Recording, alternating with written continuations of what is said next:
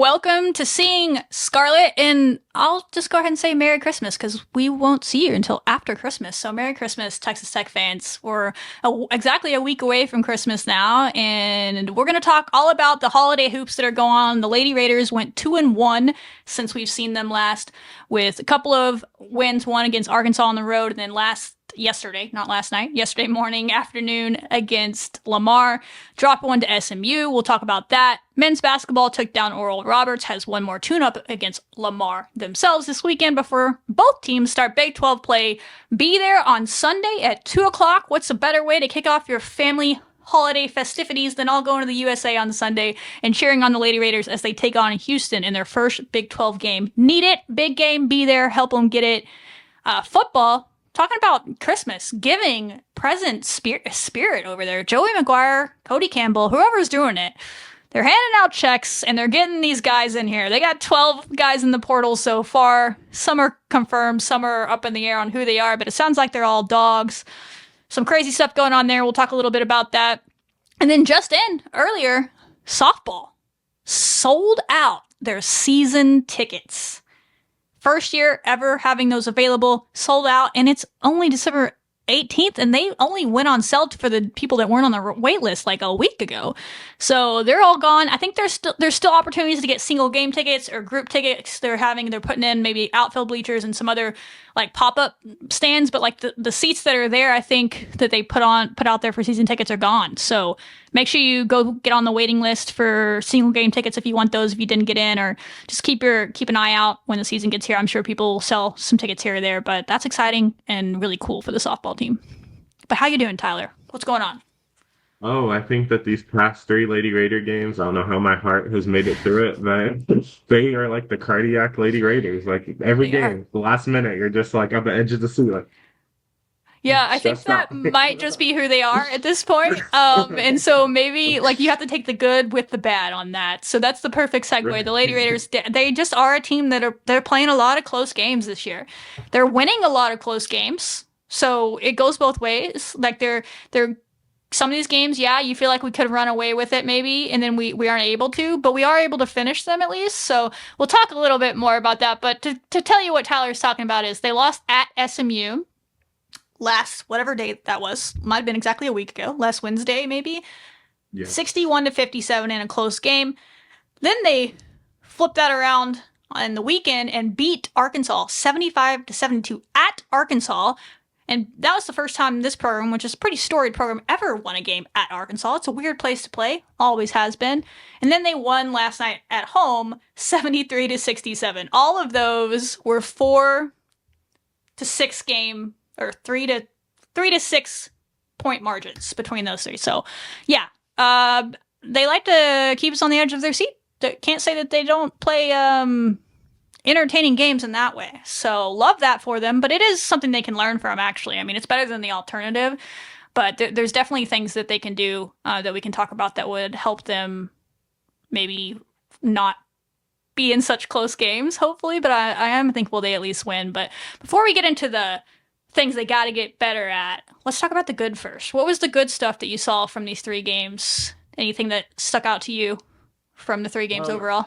Yeah, I think that I've loved the intensity that we're bringing in the first, maybe 3.5 quarters. And I say that because the last 5 minutes have seemed to be kind of whack. But I am liking that we are able to kind of get more people going offensively. Like, for example, yesterday, that first half with Danae was very impressive. That's the Danae Fritz that we've been waiting to see. And then Jalen had a great first half against SMU. So we were able to see that as well. So I'm glad that we're able to kind of utilize the bench and kind of move the ball around a lot better and get some good looks against some kind of tough defenses. Mm-hmm.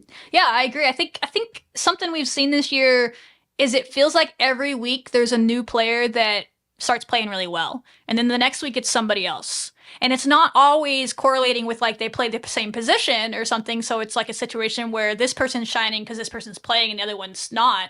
Sometimes they're completely different positions. And so if we can ever just get everybody doing that at the same time, right? Then these we could take off. So I think that's where there's still a lot of hope and a lot of expectation around this team and why they have a lot of belief in themselves. And I have a clip from Logan Johnson, who had a career high yesterday. At the end of this, when we get to that Lamar game, I'll show you. And she kind of says that she knows exactly what they have to work on, but she's really excited about their potential if they can figure those things out. So yeah, I agree. I like that. And then offensively, the SMU game was a struggle. We'll talk about that. But against Arkansas and Lamar, some things I really liked were a lot more aggressive all of a sudden. Again, it helps that they're playing man. They're not playing zone. We need to be more aggressive against the zone, though. That's something we still need to get good at. But we're getting to the paint more. And we're playing more inside out. You talked about Danae hitting 2 shots yesterday in the first half. Both of those came off of paint touches. They were passing from the lane out. Logan Johnson hit 2 threes. They were both 2 for 2, I think, on threes. All of those came, inside out passing. And if you think about, there's a reason every coach in the country is like, we want to play inside out. Well, 70%, 80%, maybe more than that, shots that a basketball player takes in their lifetime in the gym practicing, where are they coming from? Someone's rebounding under the net, passing it back out from the lane to them. Like, that's how their muscle memory is built. And so that's why players look more natural shooting that way. And that's why everybody wants to get inside out. And so it's no shock to me that those shots looked so pure from both of those players, even though we haven't seen them do it. We all know Danae's very capable. I think Logan's very capable of doing that a lot too. But it was great to see us getting inside out, because I think that's only going to help. We have good shooters on this team. We just need to keep getting them in better positions to shoot. And there's no better way to do that than just inside out play, because again, that's how they're spending 80% of their lifetime as basketball players, is either using those fancy machines they have now that rebound for them, or a person is passing it from like under the net out to them, right? And it's not the pass it around the horn thing and trying to catch and turn and shoot that Adley does so well, but that's kind of an acquired ability there. So that's a good sign. And also just getting to the lane in general and getting to the line from Bailey and Jazz. We'll talk about them, but they've gotten back to their free throw line merchant ways of late. And they were both really good players last year at getting to the free throw line, some of the best in the country. And they've been okay at that this year, but not quite as aggressive. Again, we've played a lot of zones, and it's a little bit tougher to do that against zones sometimes, but it's still possible. But against these two teams that were playing man, they got back to kind of doing what they do, and we need that from them. So getting to the line and inside-out play were actually things that I was very encouraged by in the Arkansas and Lamar games specifically. And even in SMU, some of our best, I would say probably our best offensive possessions. I can think of one off the top of my head. We don't have the highlights, but Jazzy drove into the middle of the lane against the zone and passed it out, and we got a shot off of that. Like, same thing, inside-out play. So literally every team in the country wants to play inside out, and that's also why every defense in the country tries to keep you from getting to the lane. So the more we can do that, it's either going to lead to floaters from Jazz, Bailey, Danae, Logan, layups from them, free throws, or they're going to make the right pass back out to the shooters, and we're going to keep being a better offensive team if we can do that. So that was the encouraging side on the offensive end for me from these two games, personally. But yeah. Yeah, no, I agree. I think that it's a good thing that we're being able to move the ball and get it inside out, because ultimately we know that we have depth and we know that we want to have multiple players that can score double digits. So even in our SMU loss, we still had 3 players getting in double figures. So that's something that this team is going to have to do to win games. Even though we lost against SMU, we're still playing these games really close. So I think that that's really important as we move forward into conference play soon. No doubt. And then I think some things that need to get better. Is there anything that comes to your mind? We're probably on the same track here, because I think the team is on the same track. I think that's a good thing to start with. I think it's clear. I think it's very clear what they have to get better. And that is that's so much better than being a team that's like, oh my God, I have no idea what's going wrong. Like, we just can't beat teams by a large amount, but we have no idea why. Like, this team knows. They know. And so, like, that is why there is potential to be better if they fix them. So I'll let you go first, and then I'll just follow you up, because I think we're probably on the same page with these. Right. I want to harp heavily on their inability to kind of like sustain and extend our longer runs. I think that that's what hurts you in SMU ultimately, and even somewhat in the other games with Arkansas and Lamar. I mean, there are moments where we're up by 10 points, and you think in the fourth quarter, and you think that we're about to, go on this like like, all right, we're going to cap the game off. We're going to get this like double digit win and it's going to be great and everything. And then like, I don't know, we just seem to just collapse. I don't know if we need to be adjusting our lineups during these times. I don't know if we need to start, getting more aggressive on the defensive end, but it just seems like we have these great moments where we're fully capable of just getting a solid, clean, no like, heart racing win. And then we're back in the final minute and we're all like, okay, here we go. Now we got to do some end of game management. So that's one thing that I definitely think has been kind of frustrating. Yeah, I mean, maybe they just like secretly have some low-key NIL deal that they're trying to keep people in the arena the whole game, popcorn sells, and they're like, we don't want to blow people out and like make them leave. Like maybe that's what's going on. I'm kidding. I mean, please no. But yeah, no, I agree. I think you hit that on the nail on the head. There is something there. I'm not a person. I hate complaining or like talking about what's going on without like figuring out a solution. There's a solution to all of these things, and there's a solution to what you're saying there. I don't have the time to do it, and you probably don't have the time to do it, but I feel pretty confident the coaching staff is doing this because it's what they do for a living. Is there is some common denominator in those run busting moments. I don't know what it is because again, don't have time to go back and watch, but there's a reason we're going consistently on these 10 plus scoring runs, and then there's a reason that they stop consistently in every game, and then the other team can go on one.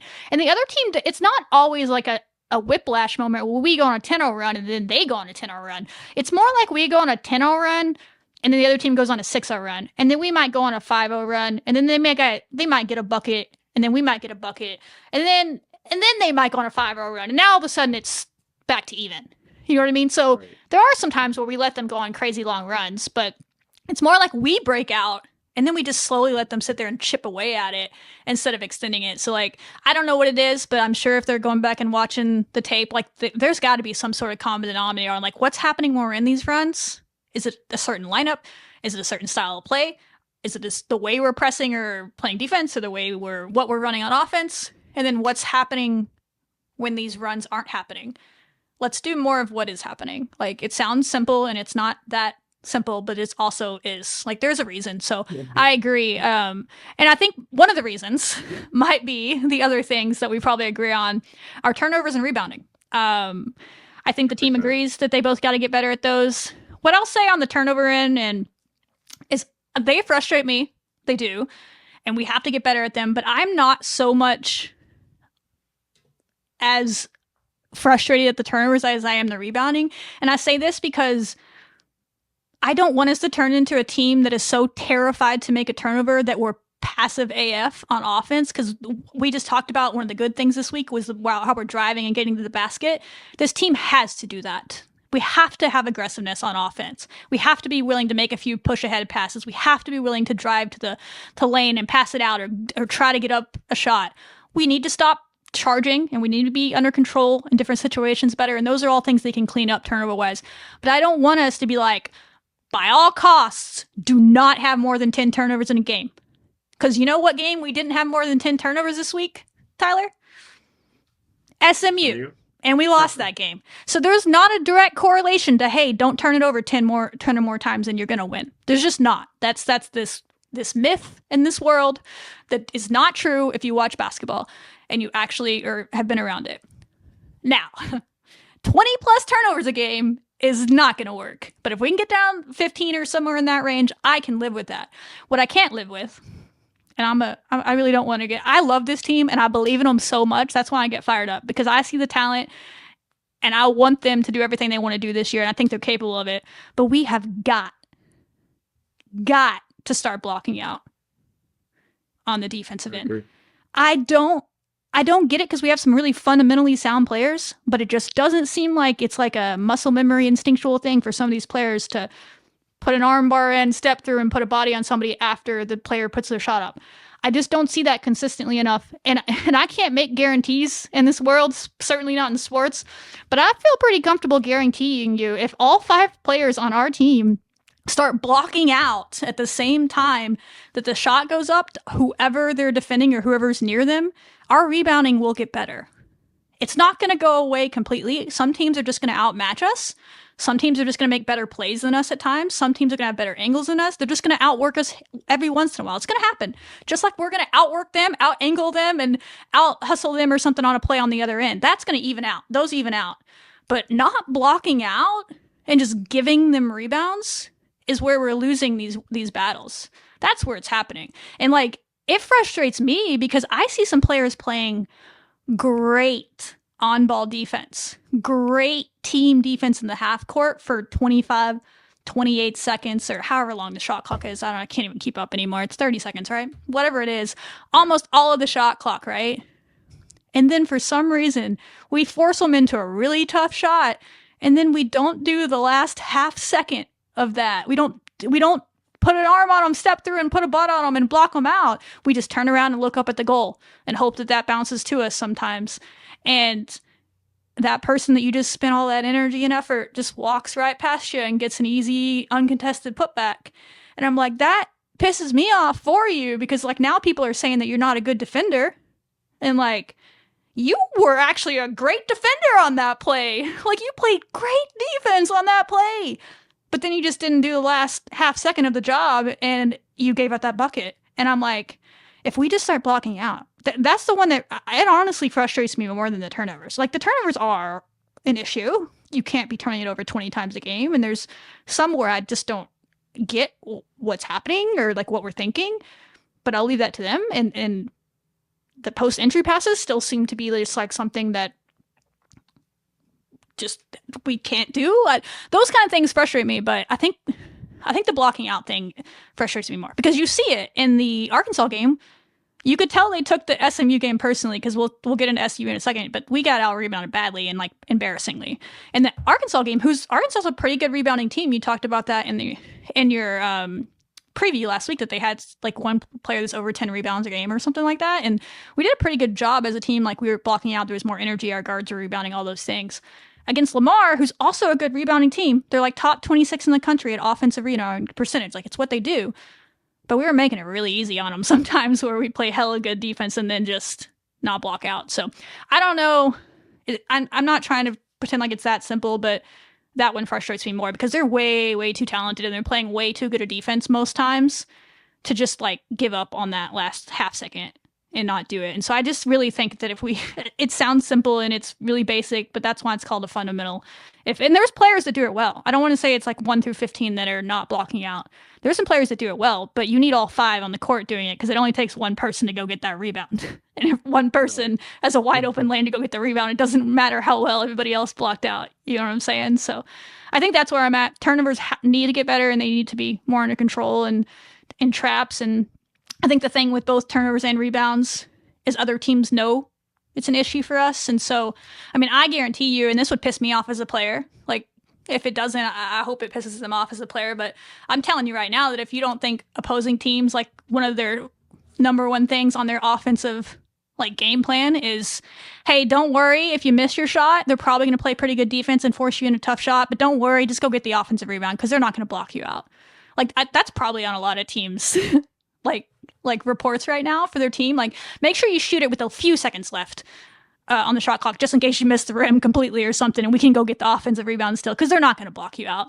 Or like this player's not going to block you out. Don't worry about it. Like that would piss me off as a player. Like, and so like that just seems like something that if they can take that a little more personally and get it better. And again, it's not across the board. There's players that are doing it well, but we need everybody to do it consistently because again, it just takes one to go get it. And then it's like all that work. That's what frustrates me for them is like, man, they're working their butts off on defense a lot of games. Like, I mean, even the end of that Lamar first half, like we played great defense like 4 different times and forced 4 different really tough shots, but gave up like 3 offensive rebounds. And then they made that 3 to end in that first half. And that was just like demoralizing. It's like, just get the rebound. Like, so anyway, I'll stop ranting, but that's where I'm at with it is I don't, if I have to harp on one or the other, it's more the rebounding because I don't want a team that plays so passive I'm terrified to turn it over. That's not going to lead to good things. There's a medium ground there, but rebound, let me put it this way and I'll end it with this. Turnovers for the most part, not all of them, some of them are on us. We need to fix those. The other team is going to force us into turnovers some games. They're going to do that. There is nothing the other team is doing to force us not to block out. That's why that one frustrates me more. I agree. I think that when it comes to blocking out, especially in games like Lamar, like I know we're not going to be the biggest team out there all the time, but there are games where we are the biggest team out there, and we need to use that size to our advantage, and we need to be able to block out and to get some rebounds, because if the ball does hit the rim and it goes off and then they get it, that's another fresh 30 seconds. So now we're killing time off the clock. And in these close games, that may be a possession that you want back in the end of the game, right? And then as far as turnovers go, like I agree, like we don't need to be holding the ball forever and passing it around till we only get like one bad shot off with 2 seconds left. But I also think that with turnovers too, the silly ones we can clean up, like, anything that involves inbound passing, not securing the ball too well, stuff like that. That's something you can clean up. That's fine. But I think you're going to have to just live with a team that, turnovers are bound to happen in basketball. There's no such thing as a game with no turnovers. And if there is, send it to me. But I think that that's something, that we just are going to have to, get used to with this team. As long as they're lighting up the board offensively and driving, I'm fine with 15 turnovers. I'm just not fine with, like you said, 20 plus. And then also we're not rebounding. And then it's just, we're going down the slippery slope that we don't want to go down, especially with conference play coming up.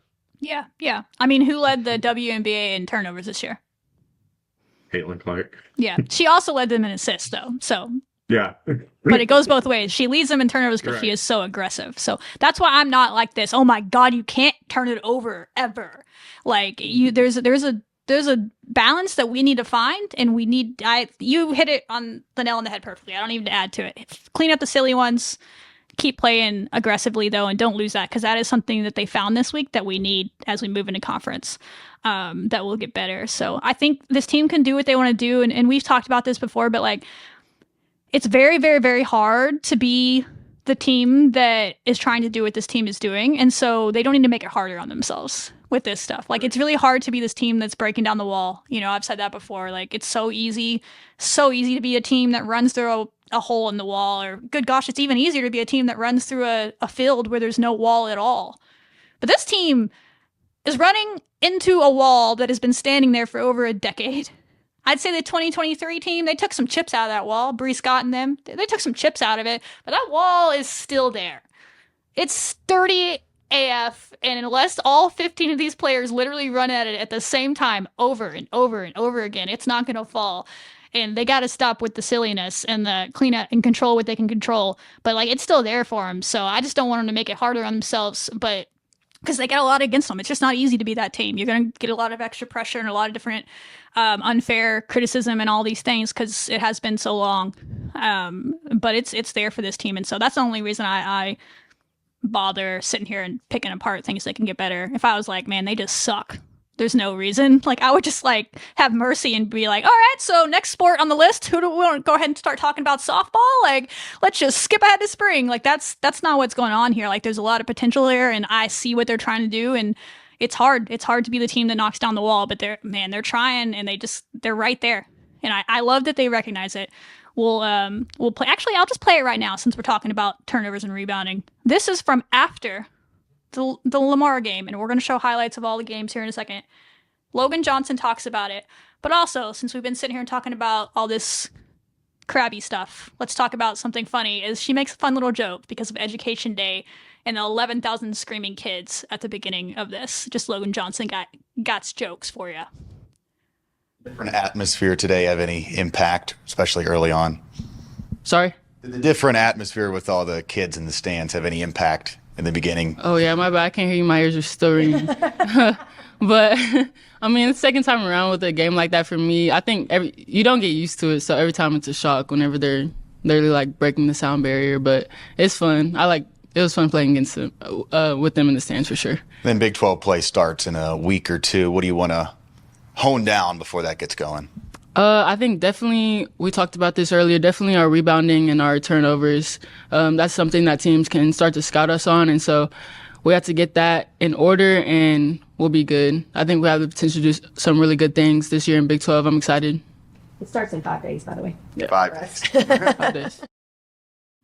I appreciate the coach is like, it ain't 2 weeks away, sir. It's on Sunday. We got to lock in right away. But anyway, thought that was a funny moment. And also just, they know, guys, they're not oblivious to this. They understand. They have, if y'all think you have high expectations for them, their expectations are much higher than any of us can imagine. So, but they know what they got to work on. And that's the good thing. Like, it's there. Like, it's clear. It's not sometimes you watch teams and you're like, I just don't know that there's anything they could do better realistically to have a chance, and that just is what it is situation. And it's not an is what it is situation with this team. Like, it's pretty clear. And so it's that time of year. They can get better right now, so hopefully they do. But let's get into the games quickly, go through. We kind of touched on SMU quite a bit right there on and off, but we did lose to them 61-57. Some things that jumped out to me, and then you can add in yours. You already touched on one of them. Jalen Bristow had a great first half in that. Jalen Bristow has a very high ceiling. She's just a sophomore, and so it's going to be a little bit of a roller coaster for her as she keeps figuring it out. But that's what she can be. She can shoot it that way, and she can go inside and get some good buckets. She had like 12 points in the first half. Her final line was 12 points, 4 rebounds, 3 assists, and 1 block. I think she might have had a steal as well. That was big time stuff from Jalen, and it's just a matter of finding out where she fits in to this lineup and getting her more involved in the press and all those things. But I was really happy with what I saw from Jalen. I agree. Jalen looked really good in that first half. We need her. We need her to be able to come off the bench and to bring that intensity on defense and on offense. She's going to be a really key piece also for future Lady Raider teams. So just seeing what she's been able to do as a sophomore here, very impressive for her. Yeah, big time. So that was cool. Wish there was a way we could have gotten her going in the second half, but SMU made adjustments and that kind of was what it was. But that's good to see from her. We didn't shoot it well in that game. We hesitated. That's what I was talking about earlier. I don't want us to lose our aggressiveness for the sake of not turning it over. We only had 10 turnovers, but we looked a little bit hesitant to drive, a little bit hesitant to shoot at times. But Bailey Maupin did find her shooting late in that game, and that carried over into Arkansas, certainly, as we'll talk about. So that was good. Almost came back.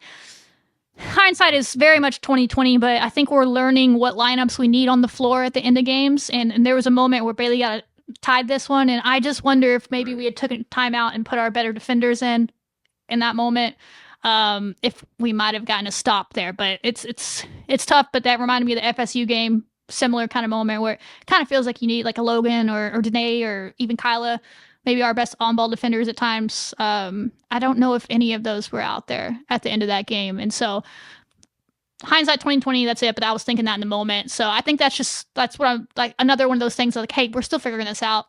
Who plays off best with each other? So ultimately, we just talked about all the rebounding. It was just not good. They know this. And we were out rebounded 52-28. You're not going to win a game doing that. You gave them 22 offensive rebounds. They got one while sitting down late in the game. And I was just like, okay, well, that's just kind of the game. And we certainly, I think, learned from that and took that. And we have rebounded better in the last 2 games. Wasn't as good against Lamar, but Lamar wasn't as bad as SMU. So hopefully that won't ever happen again. 22 offensive rebounds. I agree. I think that, SMU, it's a game that we're going to look back on. Staff will look back on. The players are going to look back on. That's a game that we needed to win. It's a game we should have won. However, I do think that what SMU brought with Nia Robertson being an amazing top 6 scorer in the nation, and then you have Jessica Peterson, who is probably one of the better posts in the nation. This is still a power conference team, mind you. I think that this is a loss that we can look back on, and we can make a better game plan for when we do face teams that have that dynamic duo. What comes to mind? TCU, Van Lith, and Sedona Prince. You have Kansas State and Iowa State that also have really good posts down low, and then they have guards that can shoot. So teams like that you want to be prepared for the Big 12, I think that SMU gave you a glimpse of, and now we can make a better game plan, and we can obviously rebound the ball better, and now we can kind of see how we react with it. Because I do think that we were getting beat in the paint really badly with Jessica Peterson, and that's something that you just can't do all the time. You just can't let her go on this role of rebounding and putting up all these crazy shots and getting like second, third chances. Like, it just can't happen. So I think that this loss could be beneficial as far as what we can learn from, but it's definitely one that we needed to have won. So that's kind of where I'm at with SMU. It's fair. I think you should have won it, but I don't think it is like SMU's a horseshit team. I think SMU is better than Arkansas. Oh, I agree, 100%. I mean, the metrics agree with that as well, but I think they are. That. So yeah, it's not. If it was on the men's side, it would only be a quad 2 loss. But for some reason, the NCAA, I could have ranted about this for days, but the splits are different on the women's side from the men's sides for quad. When it doesn't make any sense.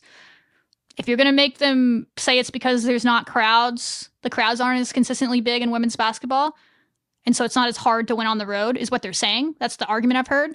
Cool. Well, then shouldn't your home game splits be bigger too? Because it's not as easy to win at home if you go in that same theory. But no, they're just all smaller, home and away. So it doesn't make sense to me. But anyway, if it was a men's quadrant split, it would have been only a quad 2 loss, and those don't really hurt you much. It's very close to being a quad 2 loss if they keep playing better. It's only about 20 spots away, so we should have won. I'm not making excuses, absolutely not, but I think the part that frustrates me more is like that could have been a quad 2 loss, but a quad 2 win by the end of the year if they get there, not a quad 2 loss. So, but missed opportunity. Hopefully they learn from it.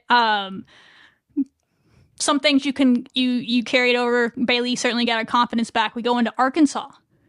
We do have highlights from this. We'll show them in a second. Jazz and Bailey both got back to their free throw merchant ways. They were tops in the country in that last year, like 90th percentile. They haven't been terrible at that this year. They've been more in the 70, 80 percentile range, but finally getting to play a team that played a little man against us again, even if it was sagging off as it was. And they're just really good players at going and getting to the basket and forcing people to foul them when they stay under control, and they did that. Bailey had 25 points, 9 of 12 from the free throw line. Jazz had 18 points, 8 of 8 from the free throw line.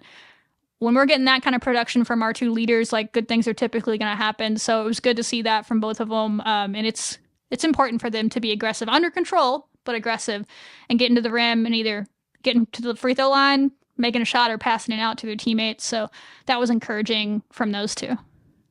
Yeah, I really liked what I saw from Jazz and Bailey, especially Bailey.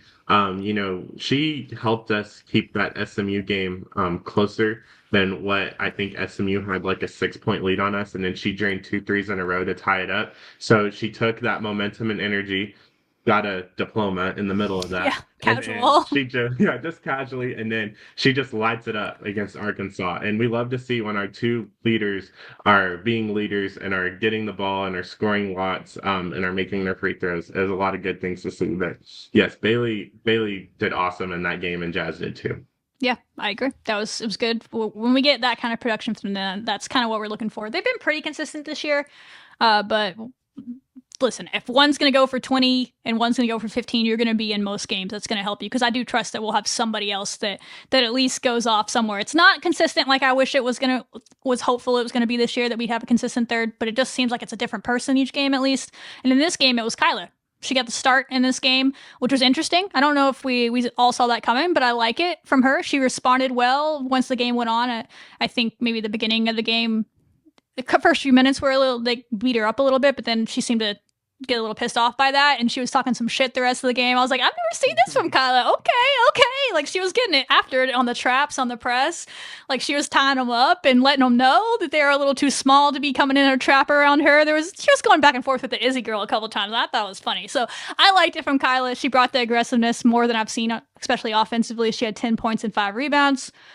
Also, another solid game from Jalen Bristow. Came in and gave you 7 points off the bench, and I saw some really, really strong takes. There was a couple of really strong takes at the basket in this game, because a lot of the games where she's gotten scoring going, she's been doing it from the outside. 2 of her buckets in this at least came from going at them, just dribbling them down, backing them down, and going at these, because she gets matched up with guards, and they're just smaller than she is. And if she can consistently do that and be strong with the ball, I think she even got an and one in that game as well. So those two were good. I guess not off the bench, because Kyla was out there starting this game, but both of them doing what they can at that 4-5 spot. Right. I really liked what Kyla brings to the table defensively. I know that I think someone on Twitter described Kyla as one of those gas station wavy and. I think it was our buddy old Mateo Nomeo the Rat, Maddie the Rat. It was Maddie the Rat. It's the perfect description. She literally she has a great wingspan. It's really long, and it can it messes with players offensively, especially someone like Izzy who's tiny.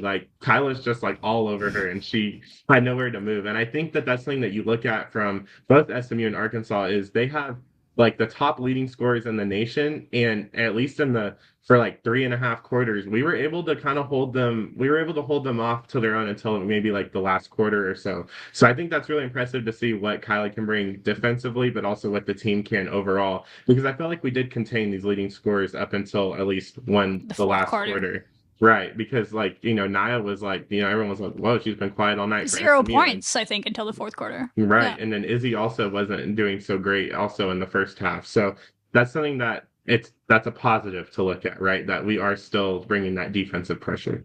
Yeah, I mean, some of that is, I think both of those listen, you don't get to be a leading scorer in the country unless you're a fourth quarter player. Let's just put it that way. So they're just players that know when it's time to take over, and they went and did that. I think the thing that we did better against Arkansas that we didn't do against SMU is during that time where we were doing a good job on Izzy, we got a 10, 12 point lead. I think we were leading by 12 at some point, and we had a good cushion. So when she started scoring and they made that little comeback in the third quarter, right? And then it was kind of a back and forth game from there. We had a cushion, so they didn't necessarily get a big lead, kind of like SMU. Then when they started scoring, then they got a 5-6 point lead on us, and then we had to try to come back. So I think we did a better job of, hey, she's not scoring. Let's make this one of those runs we talked about. We went on a little bit of a run and took advantage of it. And that's kind of what you got to do against those. Is if you're doing a good job defensively against them, you got to score on the other end to get it done. So someone that did score on the other end, Maya Pete, had her best best game of the season offensively for us. She had 10 points in this. So that was good to see. I think she brings, when she's able to finish, she's had a bit of a back injury that's been reported on. The extent of it hasn't been reported on, but she's been battling that since right before the season started, which has been tough for her. And I think it's affected her ability to finish. But these last couple of games, maybe that's getting better because her finishing is getting better. And there is a way to use her as a weapon, because she is just, you don't have a lot of 6'6" players at that size that can move their feet in the way she can. Like, she's doing like reverse layups under but she's pretty, her footwork is really good. We've talked about this before.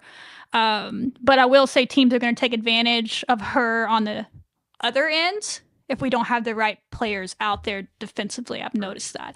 It's the same. That's just normal. It's the same way people try to take advantage of Iowa State defensively. You saw it last night with UConn. Right? You see how people try to take advantage of Aoka Lee on Kansas State on the other end, right? That's the same reason she has a massive advantage on the offensive end. People are going to try to get her in switches on the other end. And we needed it. I don't have time to go back and watch the tape fully, but it feels like when we have her out there with other kind of players that aren't as versatile defensively, like, it doesn't go as well. Because like if you have her out there with Jada and Adley, who are great shooters and great offensive players and pretty solid defenders if you have them on a 3 or a 4. But it's not to their best interest to get switched on a 1 or a 2, just like it's not in Maya's best interest to get switched onto a 1 or a 2. Well, when those 3 are all on the same court at the same time, I mean, that's 3 chances for the other team to get you in a bad switch. You get what I'm saying? And so I feel like these Pete lineups, even if you look at the analytics, have been boom or bust, because it's like either, wow, she's such an advantage on the offensive end, we're like best lineup we ever have out there, but it always tends to be like when we have 1 through 4 players that are super versatile, and if a team switches, they can guard anybody. And so, yeah, she still could get switched onto someone in a bad matchup, but the probability is much lower because there's only one on the court that probably wouldn't be comfortable. And not to mention, we don't want her out on the perimeter. Like, she's a weapon in the paint because she can rebound and score. And on defense, she can rebound, right? If she's really blocking out and doing what she can do. Like, you want her to be in the paint, not chasing a guard around. So I think we do have to be smart about how we play and the style of play, because she's different than our other 5s. But she's absolutely a weapon if she's going to finish this way. Has to finish, because in the SMU game, they weren't letting her finish offensively. And then we were giving up buckets on the other end. But she's just getting into the lineups. We're learning how to play with her because she's been, like I said, injured. There's something there if they find their right lineups, just like they've had to do with some of our guards, and it feels like maybe they're starting to figure that out as we go as well. So it's nice to see a little something coming out of that, because we knew that she had something in her when they picked her up, and I feel like maybe we've starting to see glimpses of it the last couple of games, which I'm happy for her. I was starting to worry her injury just wasn't going to let her do what she wanted to do this year, which is sad. But yeah, I think there's something there, but we gotta put her in the best position to succeed on both ends for sure. Yeah, I agree. I think that Maya can be a weapon that we can use, especially when we're talking about those three Big 12 teams that have really big bigs and they like to play zone. I think that that's what she can contribute down low and be that height and that size advantage that we need. And we also need her if, we get into foul trouble down low as well. So as long as we're able to get it the right lineup to where she's able to finish and that we can not get into large, I guess, scoring droughts or scoring runs or stuff like that, or have some struggles on the defensive end, I think that she can be a key piece to making the season special. Yeah, it's just you got to build it around that type of player, and so I don't think I don't think she's capable or gonna play like 30 minutes a game like some of those other teams that have players like that they build around. But if we're gonna use her and use her well, like we do kind of even in those spurts got to put her in the best positions to do that, and that's just a smart way to go about it. So if she's finishing like that, she's a weapon. So we got to get that going more in the right matchups for sure. So that was good to see.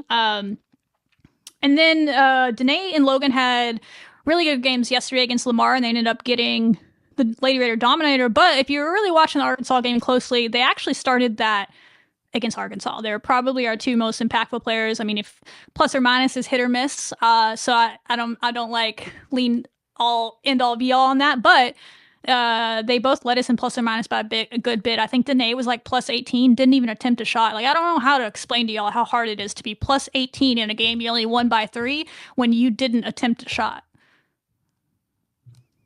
That's how impactful she was on rebounding. 5 rebounds a game. Danae can do that every game. We need that more. She was great on defense. The other team wasn't going on runs typically when she's out there. She did a pretty good job on Izzy.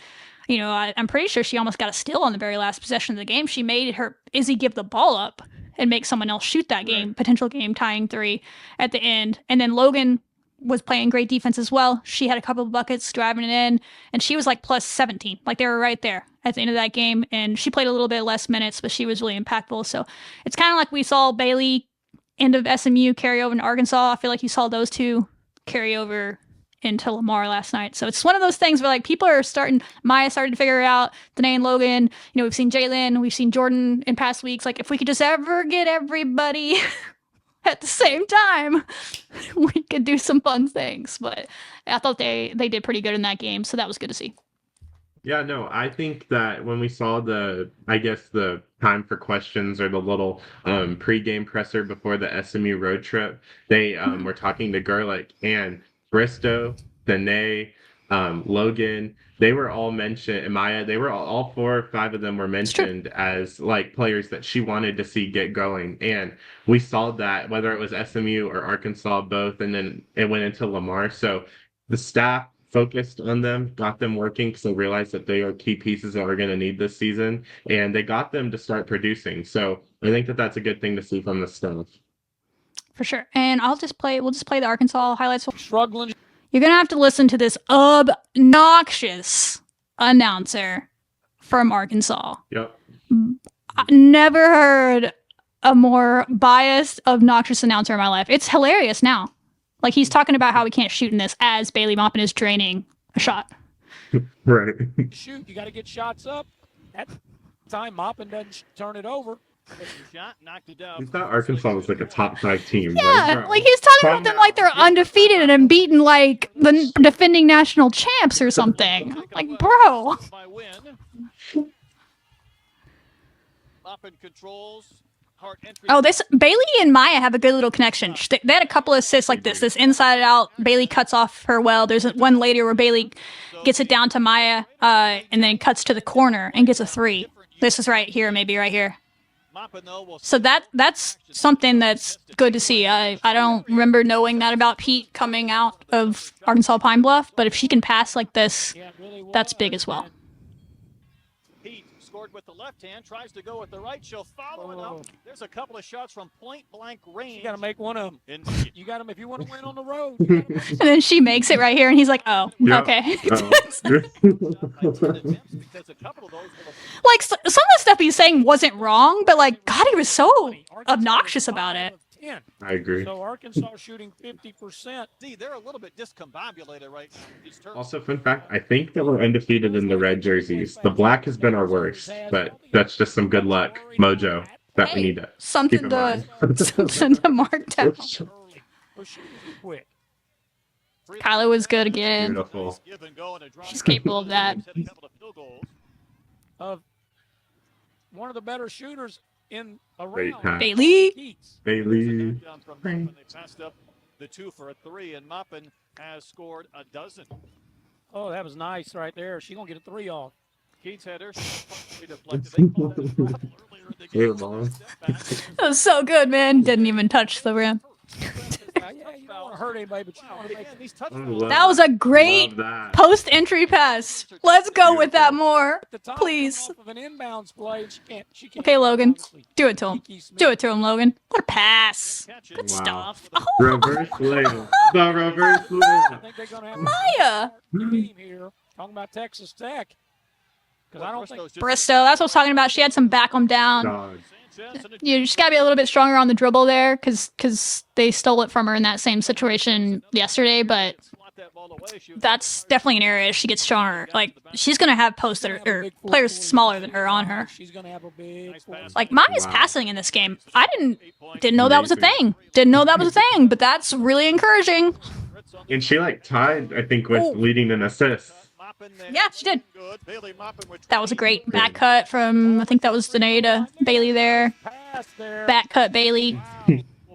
Yeah, he was so amazed. He didn't get many compliments out of the guy, so you knew it was a good play when he said something nice.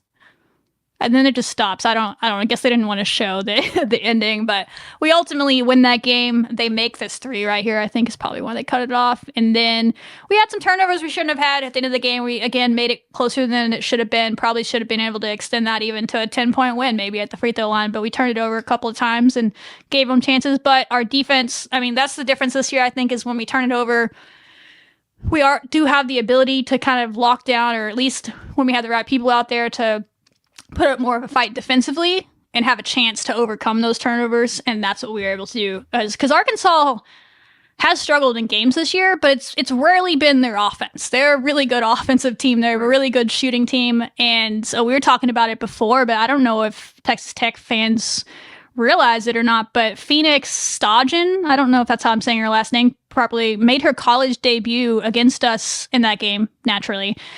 Guard, she had 12 points, went 3 for 6 from 3 against us, true freshman player, and we recruited her. She's out of the Netherlands. I think she played for their like U19 national team. Like, she's a very, very good player. And so I knew about it because we were recruiting her. I don't know why we stopped her, or she just chose a different school or what happened, but somehow she ends up at Arkansas, and they've had a really hard time getting her eligible to play for some reason. And naturally, like the few days before or the week before our game, the NCAA finally made her eligible, and so she made her college debut against us. And if they're going to get, she's capable. She didn't even, I don't know how, she only played 20 minutes, but she had 12 points in those 20 minutes in her college debut, was out there doing step back threes against us. So Arkansas just got better offensively. I don't know how defensively, if they're going to be able to hold up in the SEC, but their prospects might have gotten a little bit better because of her showing up and being able to beat some people that way. So hopefully maybe it'll end up being a better win because of that. But by nature of being on the road, it's probably will at least be a quad 3 win soon enough. Right. I think that, I know they didn't want to show it in the highlights, but I love Danae's defense on that last possession, because I think the announcers were talking about it. They said there's a decision that you have to make there as a staff. Do you want to foul them because you're up by 3 and then make them shoot the free throws, or do you want to trust that your defense is able to guard? And we said, you know what, we're going to trust the defense out here. We're not going to try to foul. And Danae locked them up. So yeah. I think that was impressive to see. Yeah, Danae did a great job. We ended up giving them a wide open 3, though, so if I'm going to be fair. But I have PTSD from us not fouling in the national championship game up 3 on the men's side, and so I'm always it was not under 5 seconds when the possession started. So I'm like if it's under 5 seconds person, do it. But after we played good defense for a second, and maybe that was the plan, but Danae locked her down so good, and there was a little bit of a scrum, almost like a ball got loose situation, and then she grabbed it back and was able to pass it. And I think maybe Bailey had stepped down to maybe try to get the loose ball or something, and got a little bit out of position, and so her player ended up being wide open for a 3. Wide open in basketball terms. Bailey was closed on her, but Right. It was a really good look, and it went off the front of the rim. So, yeah, I was thinking we were going to foul, to be honest. But yeah, Danae did her job for sure. You don't want to let the second leading scorer in the nation get a shot off there, and she didn't. She just had to give up and throw it to her teammate. If Izzy is taking that same shot, we're heading to overtime. And so you at least made someone else do it. So, but yeah, you could definitely argue the whole foul situation, but it worked, so we don't have to go down that road. Stress about it. You don't have to stress about it. Moving into yesterday's game against Lamar, it was Kids Day, Education Day, 11,000 screaming kids. I was cracking up. There was, I think it was Danae, Ivana, someone else on the bench. You can see them in the beginning of that game. They literally have their ears plugged as it's starting, and the kids are screeching, and I'm always like, that's got to be a wild experience the first time you're experiencing it. You heard Logan say in that clip, he's like, I was kind of knew what to expect this time around, but it's still really loud. Like, for the new people, it's got to be like, okay, they tried to prepare me for this, but this is insane. It's just like screeching for 40 minutes straight. So in some ways it's a home game, but in some ways it's a little bit like an away game, because those kids don't know who they're cheering for. They're just screaming. Yeah, I know. It's like there's like no free throws and they're screaming, they're screaming at our own team. Shut up. So outside of it being in your home gym and you got to sleep in your own bed, like, it's really not a home atmosphere. It's just like 11,000 weird. of them. Like, It's more like a neutral atmosphere, because they're not helping the other team either. They're screaming at both teams, but it just cracks me up. I'm like, oh, they gotta be Texas Tech fans, don't they know? Like, they're not that young, but I don't know. It just cracks me up. So that was always fun to watch. But came out in that game, we started pretty well. I mean, we did not start well. The first quarter beginning did not win, and we came back. But there was a stretch in the second quarter. You'll probably see it in the highlights. Bailey made an and one. I think I don't know if she made the free throw or not, but if she did, we would have gone up 20-13. And that was where we felt like, oh, okay, we're going to push out. It's one of those runs. We're going to make this an easy game. And then we just never could do that. And it kind of we hovered around 10 points for a while, but then it kind of became a close game, and it kind of was the rest of the game. So again, we already talked about all that, but Lamar's not a terrible team. I think you had some stuff you wanted to say about that. So I'll let you do that. Let you do your thing. So I see y'all's comments, all the apps, all the things. Tyler has a bone to pick with you. I do. I have a bone to pick with y'all, because y'all are over here. Let's see. It was a 6-point win for us. And I know. Listen, I am not here to defend that we needed to win by 6 points. It should have been way more than that, right? But at the end of the day, if y'all are actually watching women's basketball, Lamar is a good team. They jumped up from 108 in the net to 103, which is pretty decent considering they're a mid-major. They actually are in the running with two other teams to be number one in their conference. And if they win the tournament, then that's an NCAA tournament when you put on your resume. Guess who's also in their conference? SFA, who we beat. So we have a 67% chance between those three teams, A&M, Corpus, and Honor, that we can actually get an NCAA tournament win on our resume. Is it going to be the best NCAA tournament resume win? No, but it's still an NCAA tournament resume win. And they are coached by Aqua Franklin. She's a great coach. She was a star player at A&M, so she's probably going to move up soon. So this Lamar team, like, yes, I understand y'all see Lamar and y'all are over here freaking out, but if y'all are looking at the stats and the analytics and seeing they took SMU to overtime and only lost by 2 points. So this Lamar team, it's better than what y'all think. So this is just what I want to say. Like, yes, I know 6 points, not the best way to finish, but it's also, they're not a bad team, right? This is a win that hopefully is going to help us out later on in the net and looking at the resume and everything. So that's just what I want to say about Lamar. Yeah. I agree. I think it'll probably end up being another quad 3 win, but if it was a men's game, it's another one that would probably be a quad 2 win. I don't have to keep going down this rant, but the silliness that they're so drastically different annoys me, because it plays into what you're saying, is these stupid narratives that people have about women's sports. They're not watching, and they see names or they see things like quad 1, quad 2, and they think they understand what that means because they watch men's basketball and they know what that means on the men's side. They're not equal all the time. And in this case, they're definitely not equal. So it is what it is, but we should have won by more because we're capable of winning by more. Exactly. So two things can both be true at the same time, and that is true. We should have won by more. It shouldn't have been a close game, but we found a way to win a game against a team that had like 5 players in grad school, and we had every reason to start doubting ourselves in that game, and we didn't. We just kept staying the course, dug in on defense, and found a way to win with defense and then timely offense in this game. So you'll take it and learn from it, hopefully. And you just got to find ways to gain confidence from that. It's great to blow people out. We played a lot of teams that were pretty horrible last year, and we blew them out in the non-con. We played a lot of teams that were like in the 300s last year, and we blew them out. And those were a lot of fun. And you think, oh, that means they're really confident. Well, then we went over to Hawaii and got murdered by Oregon State. So it's not like that confidence was helping us then, like it wasn't preparing us. So what you hope is while we don't have these everybody gets to play in 30-point blowout right before a conference that some teams are getting because they're playing bad teams. We are playing close games and learning how to win at the end of the game, learning who needs to be out there, learning how to take care of the ball in the right moments, learning how to make the right plays. So you hope that they can grow from that. But again, Bailey had 21. She had 21 points in this. And 18 of them came from the free throw line. I don't know. I don't trust the box scores anymore. I'm learning the scorekeepers don't know what the hell they're doing, and they're missing assists. Justice for Danae, there's an assist in this game. I've already reported that she didn't get. She had at least one. But so assuming that is correct, it says she was 18 from 21 from the free throw line in this game. That's a little bit absurd. I know. So, but she's capable of that. It's not a fluke. She did that last year quite a bit as well, especially when she's going up against smaller guards because she's 5'11", 5'10", and their guard was not. She's 5'5". She was a water bug. She was rebounding like crazy because we weren't blocking her out, but she is smaller, so Bailey was taking advantage of that and just going in there and backing her down, getting to the rim and getting free throws. But there's going to be guards that she comes across against Houston that are smaller than her. We'll leave it at that. And she can get to the free throw line, hopefully. And Jazz can do the same. So Bailey kind of carried us in this game offensively for the most part, especially kind of just running the show, which was good to see. She also had 3 steals, 3 assists. Thought she played really good on-ball defense at times, just needs to finish it with the block out. But Jazz started the game well, got us off to a good start, had 8 points in the first quarter. I think it was 8 points in the first quarter.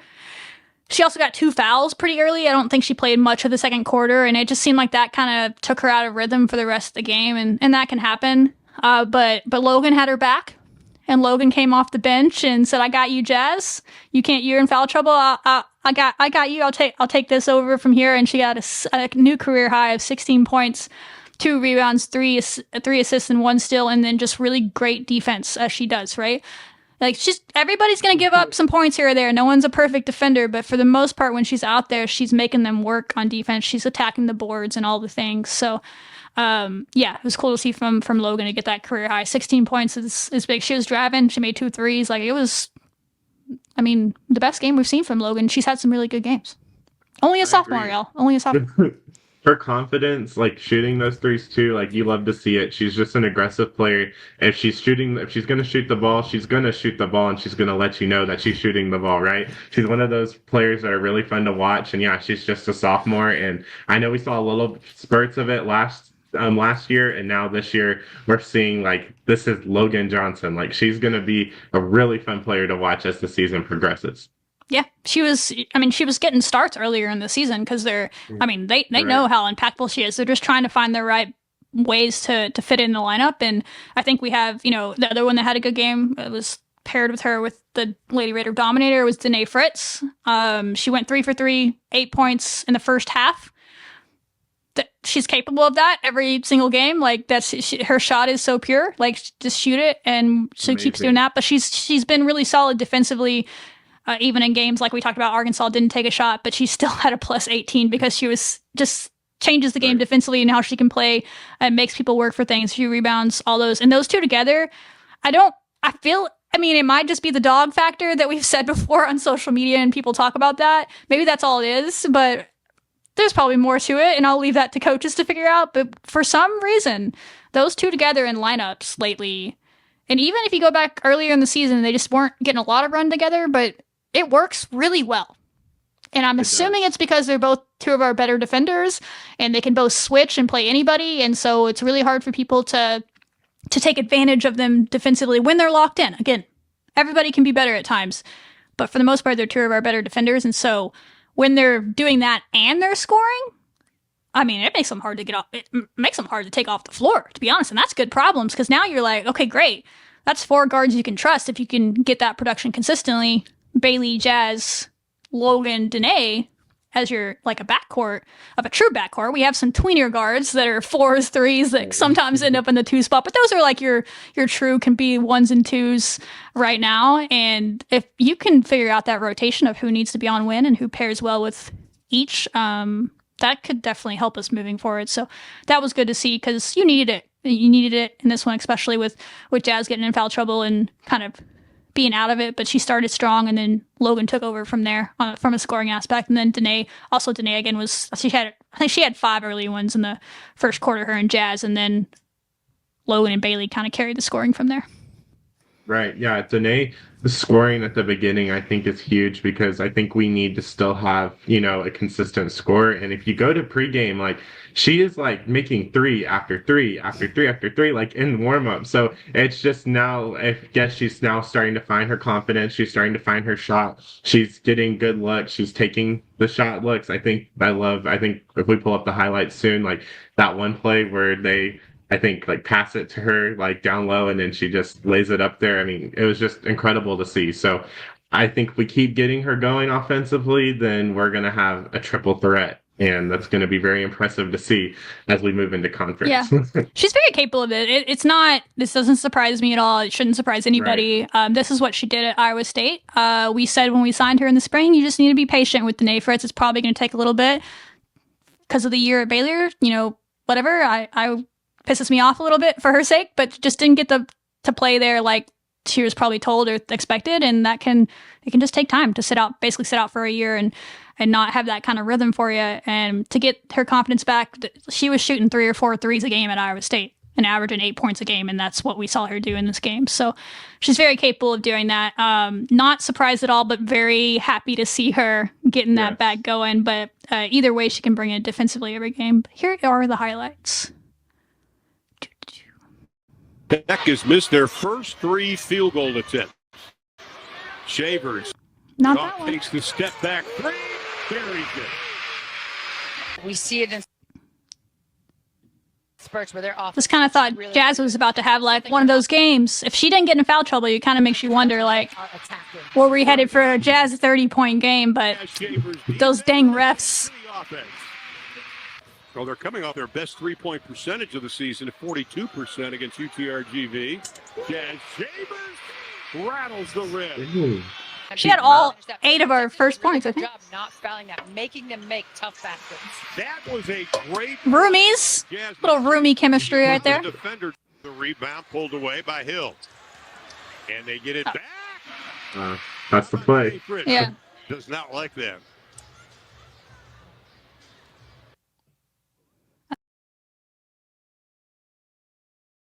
Knocked it out of her hands. I think was able to get that back and finish it. So just good staying with the basketball here. These 9 seniors. That's a typical coach, isn't it? Here's Bailey Moffitt after the miss. Bailey. Free throw merchant. The shrug is back. It's the Bailey Moffitt shrug. It's trademark of hers. Just a little hesitate. Got the defender right on her shoulder. Went right to the rim and right at her. Love it. Already shooting a career.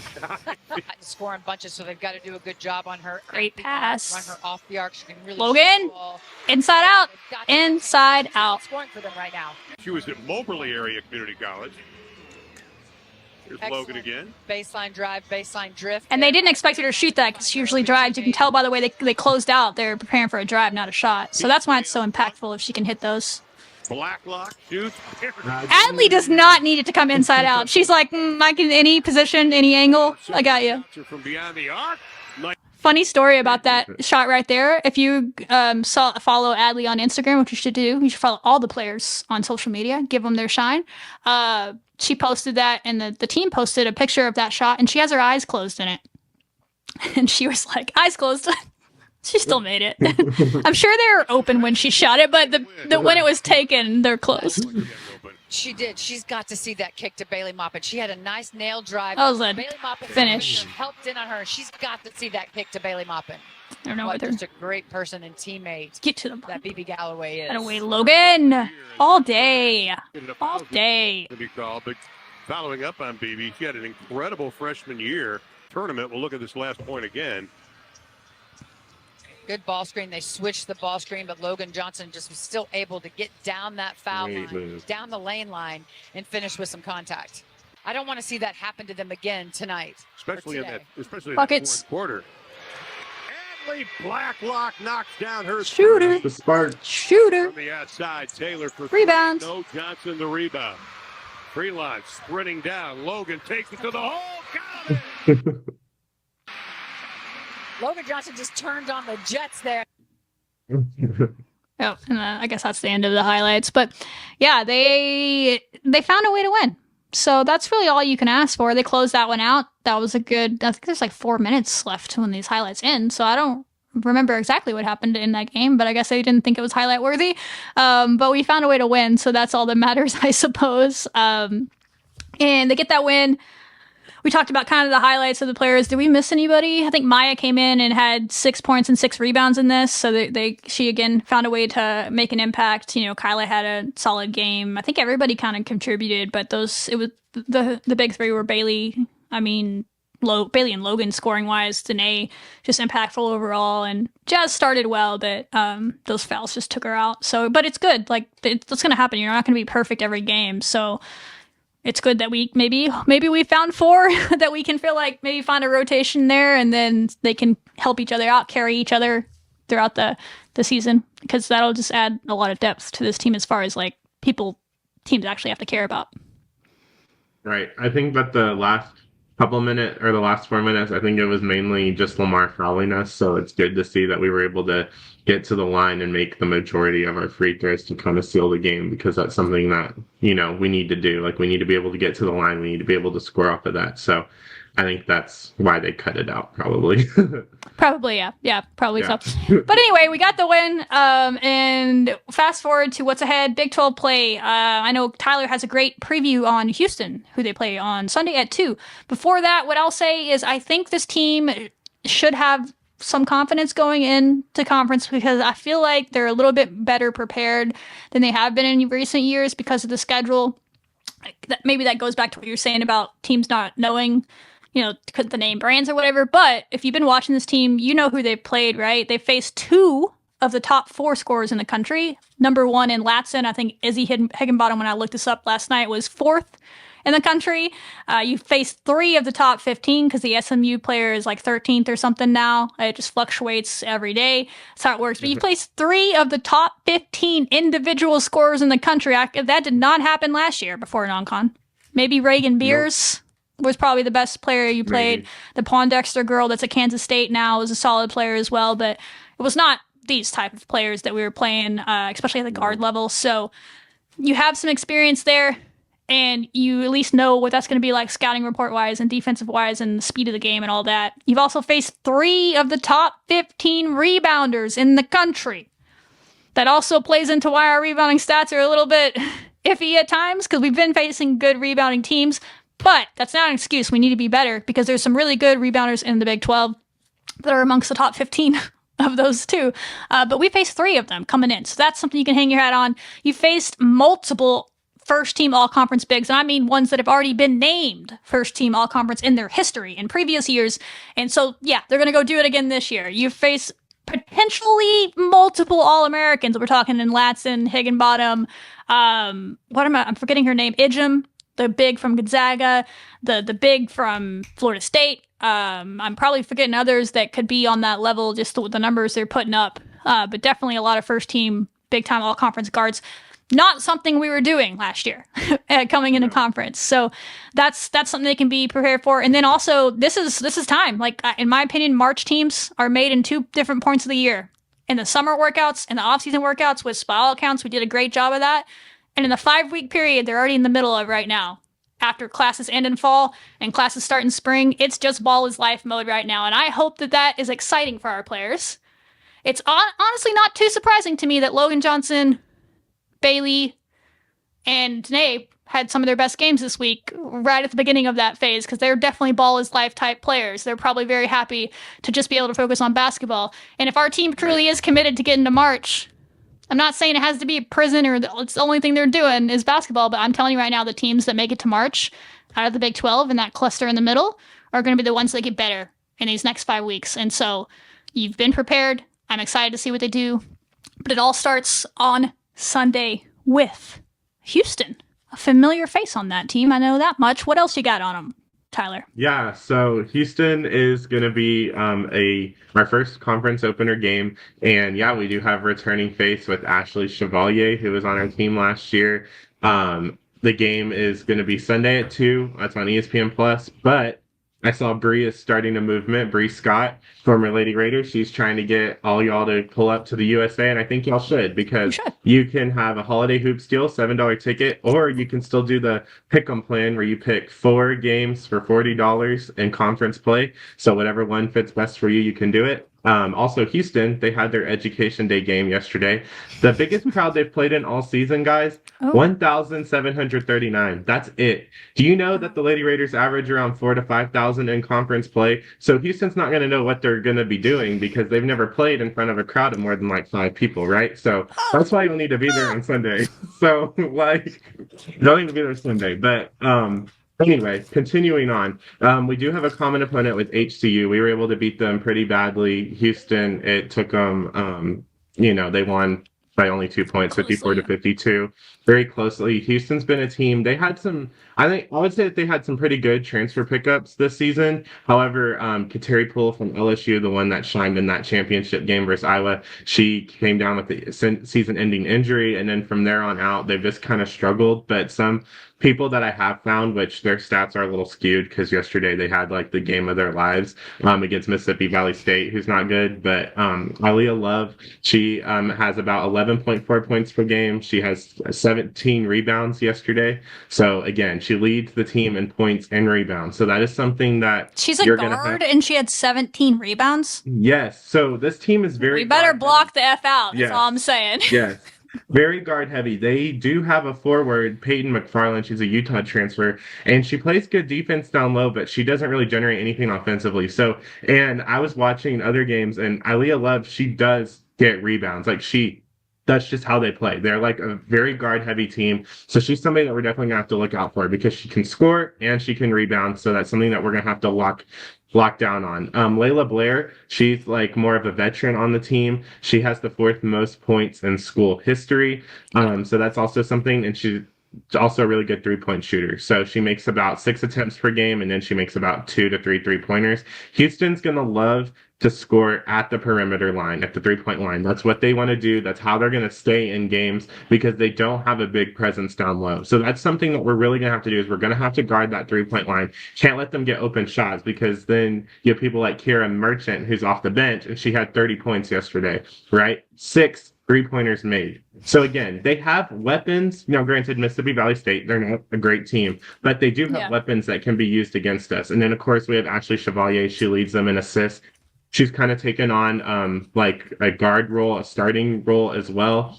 She likes to drive to the basket. I mean, we all remember how she played here. So, but she does have a little bit of a bigger role, I think, over at Houston because of the injuries. So, again, guard heavy team. They don't have a deep bench. They like to play the old school basketball that we want to play. You go to the paint and then you kick it out. That's what they love to do. They'll occasionally drive and score. And then defensively, it's kind of like an Arkansas situation, right?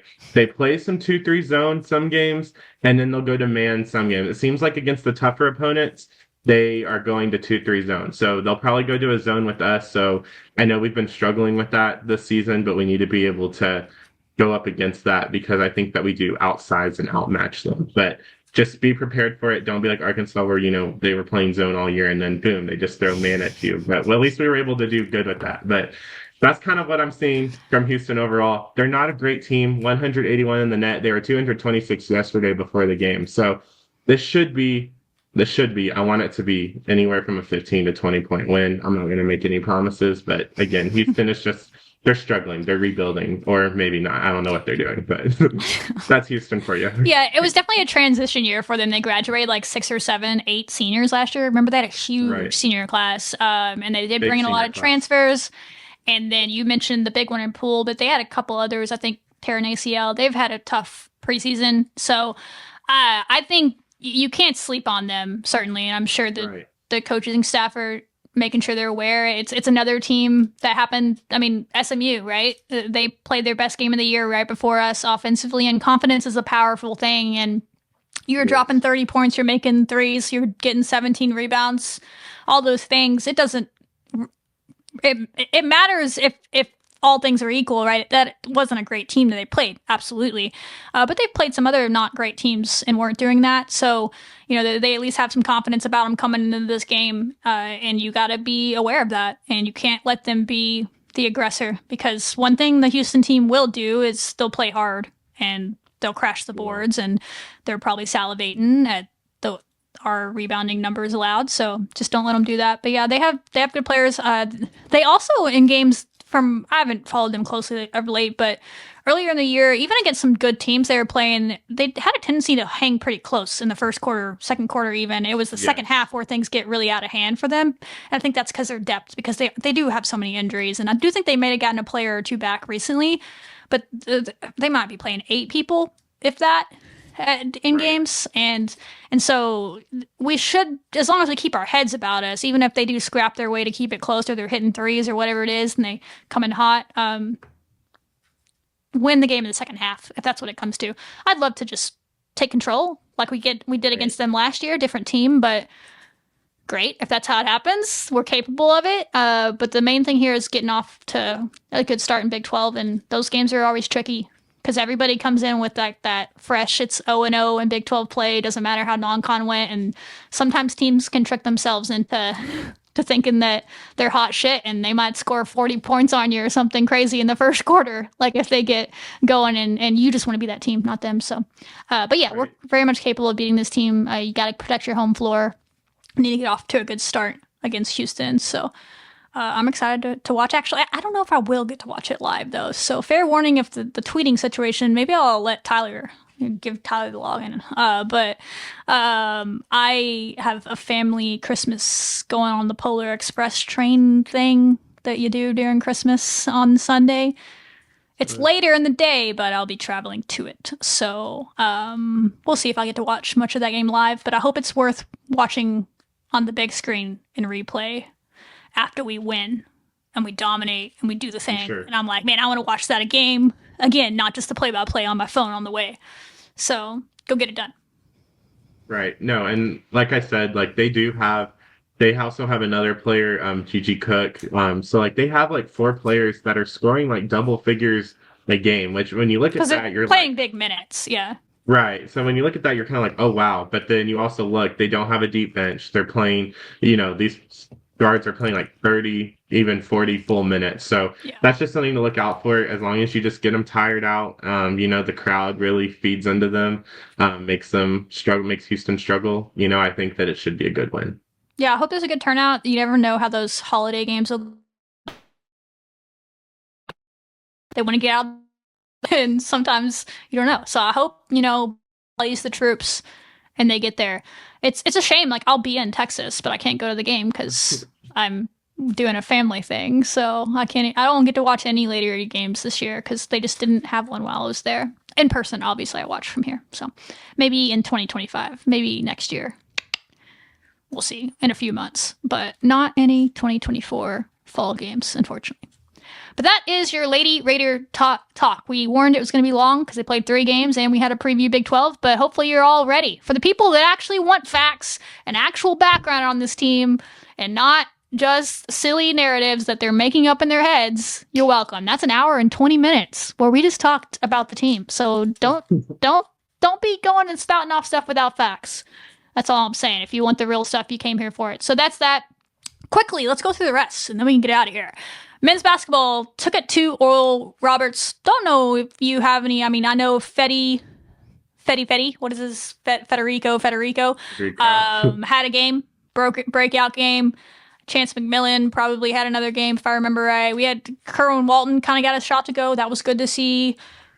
There was a lot of people that had good moments in that, especially in the second half where we kind of took it to them. Oral Roberts is not a good team. So it's hard to take much from these games. They're like 340th in the country or something like that. The men's team, just unfortunately, they're non-con this year. Sometimes it works out where these teams end up being good, and sometimes it's like they're not good, and it's like, what are you going to do? But you still have to play the games. But, I think they've played 2 of the worst teams in the country now with Oral Roberts and Arkansas Pine Bluff. But they've taken care of them. And so that's what you got to do in these. And they did it in this one without their leading scorer and leading rebounder and Toppin, and they were still able to slow start, but then they were able to take control late and get it done. So I'm really anxious to get to Big 12 play. Lamar is a better test. They might be in the 180 range in the net on Saturday. So get to that game if you can. But I'm anxious to get to Big 12 play with them because I just want to see like what we got. You know, I think they're capable of doing really good stuff this year, but there might be some growing pains early in Big 12 when we get to some better competition. But as long as they're playing well by March, that's all that matters, right? Right. No, I agree. I think that also what's important about the Oral Roberts win, kind of like what we're talking about with Houston possibly coming in with confidence against Mississippi Valley State. You know, the guys came off of a really hard loss against Texas A&M, a rival, right? So that's something that they're obviously, it wasn't their best game. So that's something that they were kind of beating themselves on. They had a whole week to get ready, and then they obviously took care of business against Oral Roberts. So again, you're going in. Lamar should be also a win for them as well. So, you know, you're going to go in at least with 2 games full of confidence, and you're not going to kind of come off of that, you know, kind of like slump game against Texas A&M. So I'm excited to see also what they're going to do in conference play. But they don't start their conference till like after Christmas, unlike the women. So they still got some time. Yeah, that is interesting how it worked out because they actually have more conference games than the women do, but theirs starts later. So. Yeah. I think, from my understanding, there was a choice on the women's side. You could choose to start after Christmas, but then you didn't get 2 buys or whatever it is in the schedule, or you could play 1 game before Christmas and then end up with 2 buys. And I think a lot of teams chose the same one we did because having bye weeks is massive. You need it. And it's not even Especially bye weeks. It's just like a bye game. So like you only play 1 game That's a week instead of 2. It's kind of like a chance to reset. And I think it's 2. It might have just been you get 1 if you do it that way. I don't remember. But we at least have 1 now week in this season because we chose to play Houston early. So I understand it. And then that gets it going. But yeah, the men don't have a game Saturday and they move forward. Football. I don't have their names, but by goodness, if you haven't been having fun with the football team on Twitter, I love to live in the moment. Everybody, there's some people that are like, oh yeah, let's wait and see till fall. That's like 6 or 7, 8 months away. You want me to hold my happy until October just to see if it works out? This is sports. This is not real life, okay? This is what gets us away from adulting, is being able to watch sports and have fun watching them. And then you're telling me that I can enjoy this until they win in October? Hell no! I'm having fun with it right now. So thank you, Joe McGuire, for some Christmas gifts. They know it's their last window to really, as bad as it sounds, it's the truth. We're trying to buy a championship team. That's what you have to do in this era to take up jumps in your kind of pedigree to go from a team that hasn't even been in the Big 12 championship ever in our history to maybe getting there. That's a big leap to make. And with the new revenue sharing NIL rules that are coming into play in July, these type of deals that we're handing out, not all of them, but some of them I don't think will be possible in the future because of the new rules. And so they're trying to do it now. That's kind of my take on it, is get it in how you can. And then they're going to have to, there's a whole cap thing coming, but if they sign before July, I don't think it counts for that. That's my understanding of how this is all working, but Lord knows if that's accurate. So that's a whole podcast for another day about the whole revenue sharing thing. We don't have time for that, but they're going for it. Cody Campbell said he would, and he is.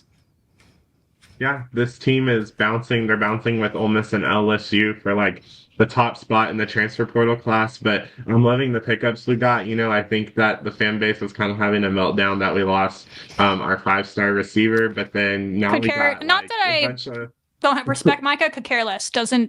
I'm like, bye. Right. Like, good luck, Bye. man. Like, exactly. Like I move on very quickly. Same. I move on very quickly too. I'm like, best of luck, buddy. Who's a Red Raider? You are? Okay.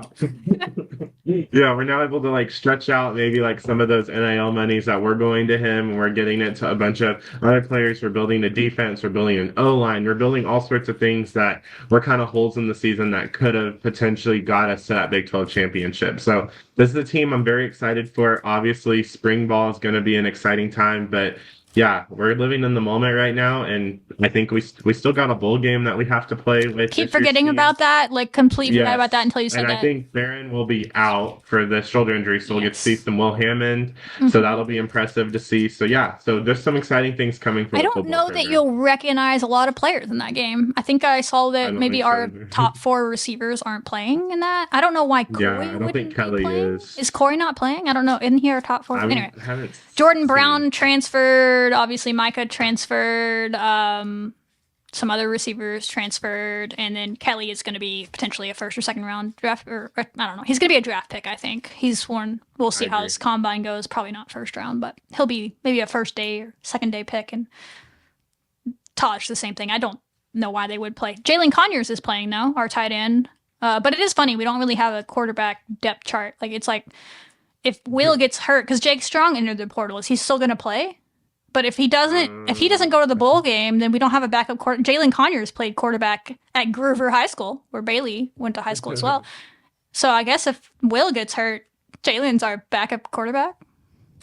Or don't they have that other one, Brown? Is it Brown? He transferred as well. Brown transferred? Oh, okay. and Cam Brown and Jake Strong both entered the portal. Oh, okay. Now, Joey has been cool about just letting people play in the past if they were in the portal. Like, he's not a coach that doesn't allow that. So if they want to like put tape out there to help them get get picked up by our new school.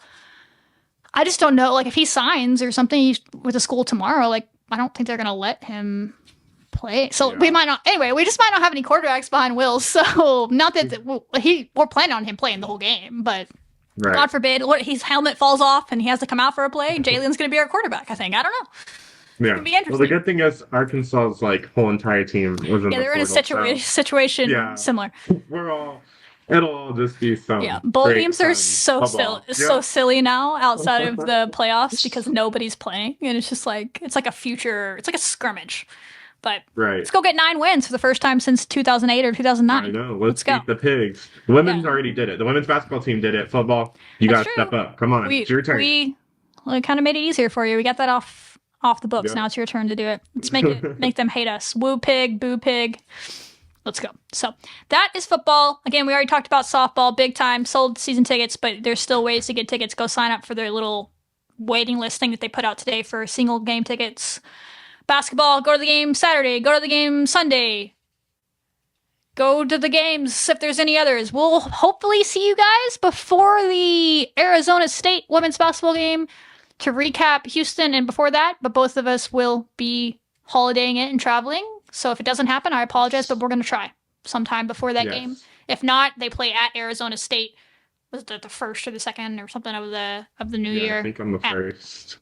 Yeah. So we'll try to see you guys again, but if we don't, Happy New Year as well as Merry Christmas. So yes, Merry Christmas and Happy New Year. Safe travels home for the holidays. Wreck 'em. Wreck 'em.